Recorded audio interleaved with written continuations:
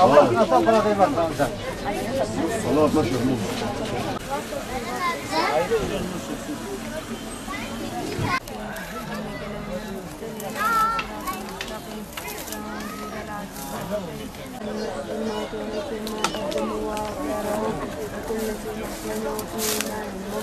فعذبنا بكافرين فقالوا إنا إليكم مرسلون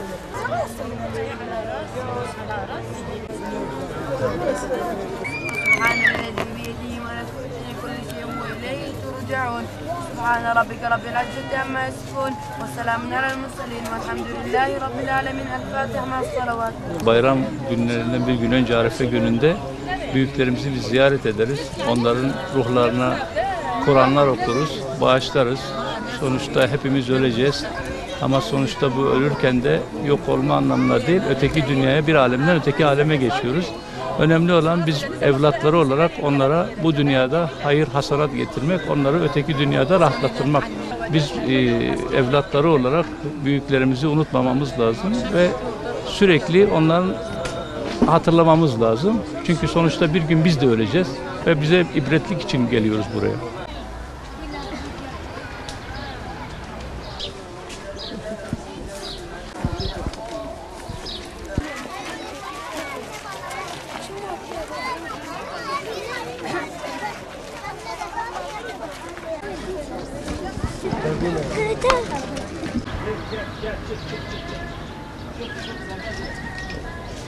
Gel gel beni görün.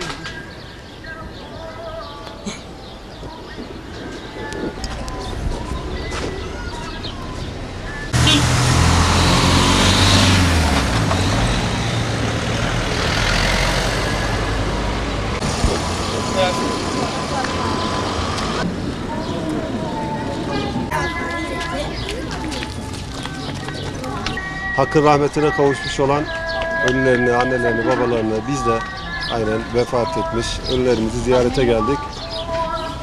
Andık onları, ruhlarına bir şeyler hediye ettik. Bu güzel bir adet. Bunun devam etmesini diliyoruz. İnsan duygulanıyor.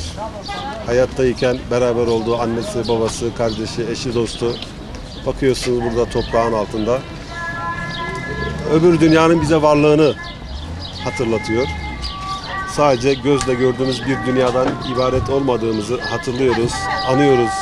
Yanımızdaydılar dün, bugün toprağın altındalar ama başka bir alemdeler. Ahirete göçmüş olan mevtalarımız farklı bir boyuttalar. Ona iman etmenin şuuruyla buradayız aslında. Bunu idrak ediyoruz aslında. Rabbim hepsine rahmet etsin, tüm ümmeti Muhammed'e.